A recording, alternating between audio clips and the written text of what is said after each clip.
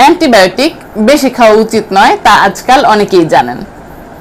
ধরুন কোনো একজন চিকিৎসক একজন রোগীকে 7 দিনের জন্য কোনো একটা অ্যান্টিবায়োটিক প্রেসক্রাইব করলেন। তিনি ঠিকঠাক নিয়মেই 3 দিন এই অ্যান্টিবায়োটিকটি খেয়েছেন।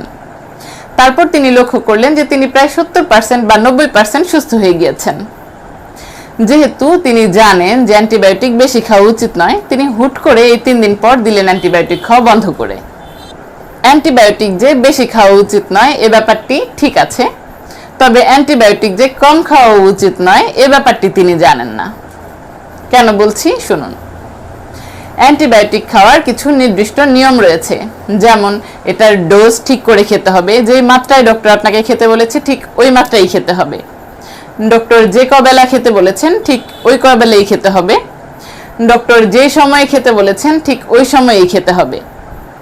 আরও কিছু নিয়ম আছে যা ডক্টর আপনাকে অবশ্যই বুঝিয়ে দেওয়ার কথা। অ্যান্টিবায়োটিক প্রপার নিয়মে ডোজ কমপ্লিট না করলে কি হয় বলছি। আগে বলেছিলাম রোগী হয়তো 90% সুস্থ হয়ে গিয়েছেন, কিন্তু ওই যে 10% জীবাণু এখনো বেঁচে রইল।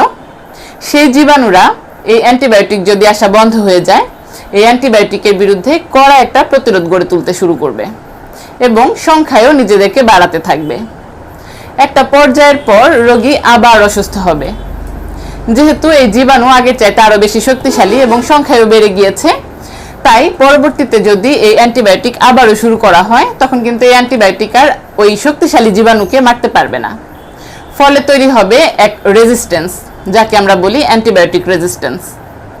এভাবে একের পর এক রেজিস্ট্যান্স হতে থাকলে কিন্তু একটা সময়ের পর আর কোনো অ্যান্টিবায়োটিকই পাওয়া যাবে না একজন রোগীকে বাঁচানোর জন্য।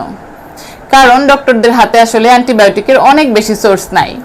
কয়েকটা ধরনের অ্যান্টিবায়োটিকই রয়েছে যা হয়তো বিভিন্ন কোম্পানি বিভিন্ন নামে বিক্রি করে, কিন্তু অ্যান্টিবায়োটিকের সোর্স কিন্তু অল্প।